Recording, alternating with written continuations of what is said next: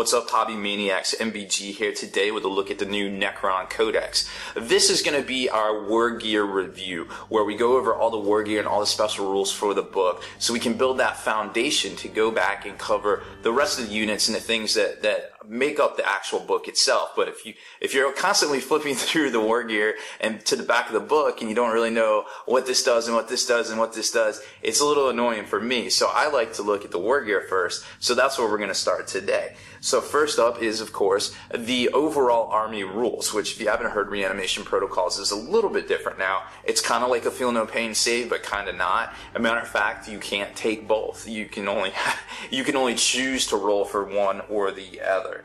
So basically how it works is it's a base 5-up, right? So you discount any unsaved wounds that come through. If it causes instant death, you got a -1 to that Reanimation Protocols roll, and you can never improve Reanimation Protocols to better than a 4-up. So there is a couple ways to do it depending on formations and decurons and things like that, but basically know that you can do it, but you can't get it better than a 4-up currently. So it does work against instant death, but not against destroyer weapons. And like I said, with the instant death thing, you just subtract 1 to the roll. Living Metal's a little bit different now. You still take the hull point. However, Living Metal just auto ignores the result of a shaken on the vehicle damage table. It used to be on a 2-up, so that's kind of cool. It also gives you it will not die, which is really nice, but it's not the actual rule. It's only on a 6-up, but it's worded exactly the same. So very interesting stuff there. I believe there is one of the formations you can get where it adds. I believe you ignore weapon and crew stunned as well, but that's just one of the formations there. So then we get into the Warlord traits, which actually don't look that bad, to be quite honest. I mean, I would roll on some of those, just depending on what I was doing. I won't even get it twisted there. Going over to the ranged weapons, like I said, I'm not going to really touch on stuff that has changed for the worse. We're just going to kind of touch on stuff that will actually matter in games and when you're trying to make your army list of things. And definitely right off the bat, one of them is the Death Ray.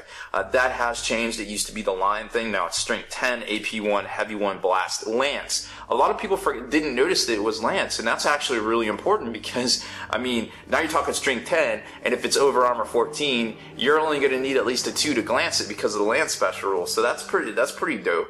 I mean, the points haven't gone up that much on the Doom Scythe to actually make it, not worth fielding. So definitely keep that in mind when you're building your list. Gauss weapons have changed. It's very interesting. Now a roll to wound of 6 automatically wounds regardless of the target's toughness, and also it automatically causes a glancing hit.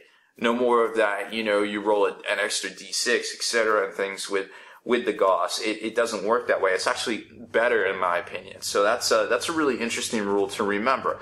Also, another thing too, for the Gauss Flare array, it's now Salvo 510. So you're talking shooting 20 shots on a Ghost Arc. That's pretty good in my book there. And it also has independent targeting as well. So just so you notice that. So pretty cool stuff. Particle weapons, not too much anything crazy there, but I did like the Particle Beamer. It's 24-inch range, Strength 6, AP 5, Heavy 1, Blast. And what's nice about that is that you can actually combo that with the Ignores Cover special rule on the Tomb Blades. So that's a combo to definitely take a look at if you're building out some Tomb Blades to fill a formation, or maybe you're just picking them up now because they're actually quite good in my opinion. Base 18 points, and when you do the upgrades that I think are necessary, they only gain about 4 points. So 22 points for a Toughness 5 jet bike that can shoot a Strength 6 blast that ignores cover. That's pretty good, I think. I don't know how we're going to see him come out in the list, but I definitely think it's worth investigating more. As far as more rules, Tachyon Arrow, I like it. I wish it wasn't 25 points. It's basically paying for a 100 killer missile that you can put on a single figure. I just don't think it's worth it in my opinion there. Tesla, that's the big story. Everybody wanted to know what was going on with Tesla. Well, it pretty much stayed the same. Except for if you're snap firing and you get that 6, you don't get the additional hits, which is fair to be honest. I mean, It's super fair.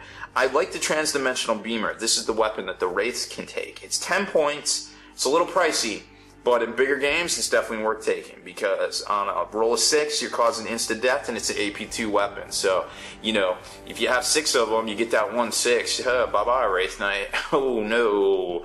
But is it worth fielding an extra 60 points to 80 points to put one on each one of your Wraiths? Probably not. Because those guys are always going to be the first to die if the range is 12, right? Going over to melee weapons, as expected, the Necron melee weapons aren't that spectacular, except for the 1 or 2 you can actually take on the Lords. The Flare Claws, those belong to the Necron Flare, what are they? The guys that wear the skin. They're actually pretty good. They are 4 attacks on the charge. They have infiltrate. They have decent weapon skill. They have a decent save. I mean, a 4-up save is decent in the Grimdark, in my opinion.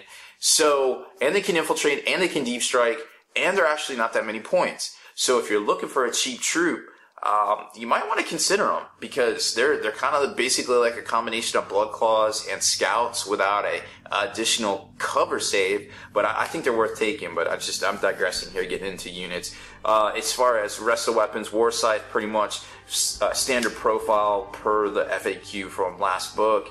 And then there's some special equipment we'll talk about here in a second. Vehicle upgrades. Quantum Shielding did not go to the rear armor. A lot of people said that. It is not true. It's just front and side. Still works pretty much the same, except for there's some clarifications here about in combat, the order of operations, as far as soon as it goes down at that initiative step, it's down. Game on. You are pounding whatever it is in combat. Or if you shoot, like, say you shoot some las cannons, and then you come in and shoot some plasma behind it. If the las cannons drop the shield, now the plasma have the opportunity to punch at initiative, or at the armor of 11.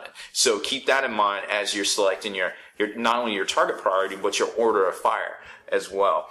The Eternity Gate kind of goes back to its roots on the monolith. Not only can you bring stuff out of the gate itself from reserve, but you can also snatch stuff out of combat or anywhere on the table and just kind of deposit it out the front door. So that's kind of interesting. I think monoliths definitely deserve a second look in this book.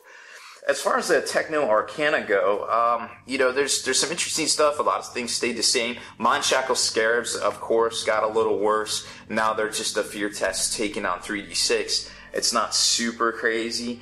The Nebula Scope, which was one of those Tomb Blade upgrades I was talking about here, ranged weapons had the ignore cover special rules, so you can combo that with that blast weapon I was talking about earlier. Phase Shifter only is a 4-up save, does not benefit the Chariot. If you're taking a Catacomb Command Barge, keep that in mind. Silacri, a little bit different, just straight up it will not die, so 5-ups. It doesn't really, bring you up with extra wounds and things like that, because there isn't that anymore. You're taking those as you fail those unsaved wounds, those unsaved armor saves. As you're basically taking the wounds, you're getting a Silacri. So it's a little bit different now. Resorb went to 1 use only, lets you re-roll for your squad, or, just the character itself. There's a higher point version I'm going to show you here in a second. Shield Veins and Shadow Loom, also some combo stuff you can do, +1 to your cover save and 3-up armor save. I think it's worth taking the Shield Veins and the Nebula Scope on the Tomb Blades. Powers of Satan, we're not really going to get into those, because in my opinion, when you roll for them randomly every turn, they're just too random to be effective, but you can definitely check those out at your leisure there. Artifacts of the Aeons, these are the special 1 per galaxy kind of pieces of war gear that some of these Necron Lords can have. You got the Gauntlet of Conflagration, which is really cool. I mean, it's a template weapon. It's strength 6 AP2. What's not cool is its price. So I don't think we're going to see a whole lot of play unless people just, have extra points to spend on things. Maybe, I don't know. I mean, that's the only way I could really see people using it there. And then we've got the Nightmare Shroud, which personally I like. Get you a 2+ armor save on that Lord on your barge, perhaps. Also, once per game in the shooting phase, you get to force a unit that is not fearless or have they shall know no fear to make a check. So if you got, if your enemy's trying to swamp you and overrun you with some blobs or things like that, you just pop off that Nightmare Shroud. Hopefully they have a low leadership. Hopefully they don't hold up your Lord, and you can go off and get some high priority targets instead of getting bogged down. The Orb of Eternity is pretty much a res orb with, a little bit more oomph to get you +1 to your reanimation roll. I don't think it's worth it for its points cost, to be honest. It's 40 points to 15 more points than a res orb for a 16% more chance. Maybe. I just don't think it's worth it personally. I mean, you're going to run out of points really quick with these lists. The Solar Staff seems interesting. It might be worth taking. It seems to be relatively well pointed at 15 points. The Veil of Darkness kind of works the same way. Lets you port out of combat once per game. Everything kind of seems to be a once per game. In this edition of the Necron book, it's a little bit more fair and balanced in my opinion. So, but you also gain the Deep Strike rule. So the Bearer gains the Deep Strike rule and then pulls stuff out, pulls him and his unit out. So keep that in mind. There might be some trickery that you're able to do with that. Void Reaper I like. As far as points go, I think it's very well priced at 30 points. Excuse me. It gives you Armor Bane, Flesh Bane, Mastercrafted, and it's a 2-handed weapon. So basically it gives you 2 extra special weapons for about 15 points over the normal War Scythe. But to be honest, it gives you a lot better options than when fighting infantry as well as vehicles. So that's it for all of this stuff here. I did want to touch on one other little thing, where the Necrons also have some Wargear in the Shield of Baal book, which you might remember came out, what was it, back in, I want to say early December. I guess early December is probably a more a correct term there. So we've got these pieces of Wargear. Let's just take a quick look at them.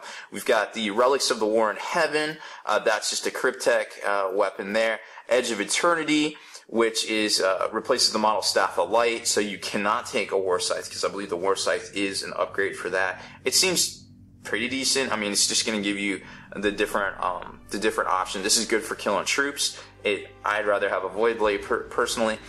Solar Thermancite, I guess. The Overlord of Cryptek, it's +1 to the strength of the ranged weapon. Also reroll saving throws of 1, which I think is pretty good, because if you got a 2-up save on your Lord on the barge, now you can reroll 1s. You can reroll 1s if you take the phase shifter.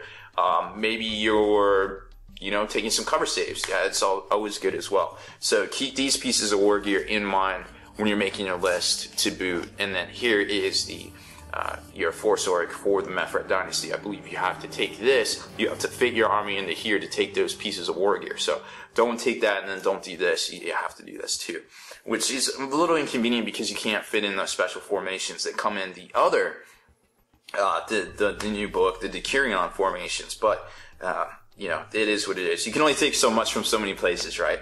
So that's about it for this one. This is all of the good Wargear goodness I could cram into this video. Make sure you stay in the trenches, subscribe to this YouTube channel, check out the blog, spikybitsblog.com, and listen to our podcast, forgenarrative.com.